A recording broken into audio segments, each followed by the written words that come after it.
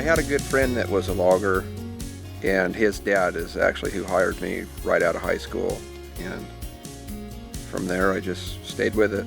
I work a lot with H-Timber and trust them. They do an excellent job, has respect for the land.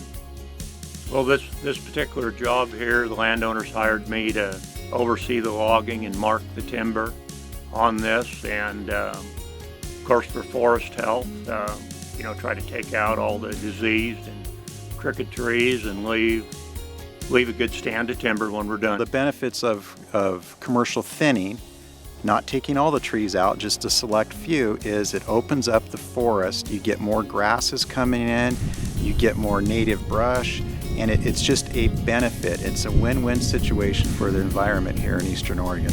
This is probably one of the most difficult jobs that I've worked with an operator on, just because of the terrain. So topography definitely adds a lot of challenge to this, because the creek is in the bottom, which is a fish-bearing stream called Laycock Creek. And topography, obviously, when you're working in a canyon like this, things want to roll downhill. So the biggest challenge is to keep sediment and other materials out of that fish-bearing stream. And that's what we've been working on with the operator, and he's just been doing a really good job. Well, the biggest challenge was getting the road down in here to get the logging trucks out of here and through the rocks. And then other challenges was, of course, the fish-bearing stream, just very tight quarters to work in, having to bring logs across the stream without doing any damage. Kind of overwhelming trying to come up with a good plan on it. The timber on this job is on both sides of the creek. So basically the stream flows right through the middle of the logging job.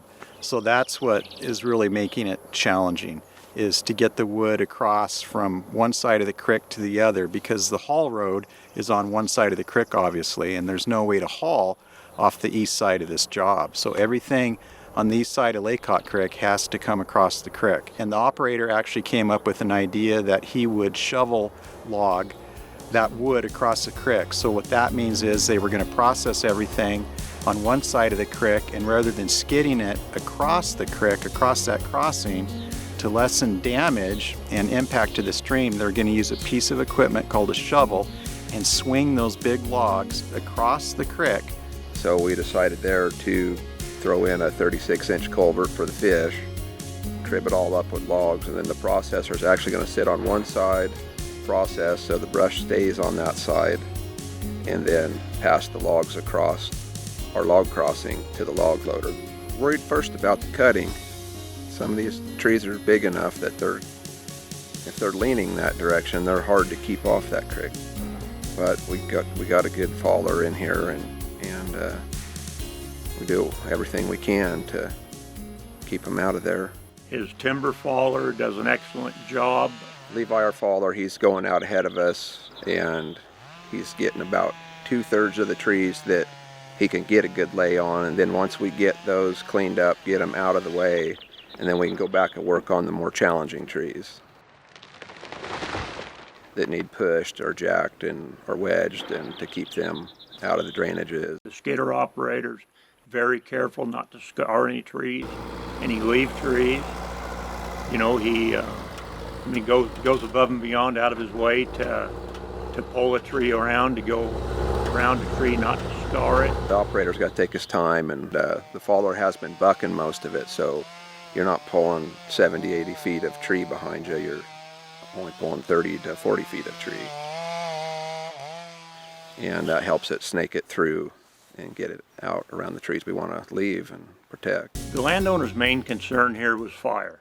And as dense as this is, and thick, hard access, the difficulties getting in and out of here, he wanted it open up to where the fire risk was lower and thinned out. And of course, both deals, you thin it, you get better, growth on your timber and less chance of disease. In the back of his mind, he's thinking, I need to leave this in better condition than when I started, so that there is a resource for future generations. As a fisherman, we want to do our part out here to protect it and Also, we don't want logging to end up with a bad name. We want to see it. We want to see more of it.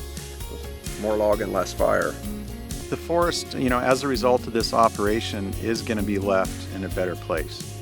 Well, once we pull the crossings out and rehab everything, I'd like to say it's going to be better than it was.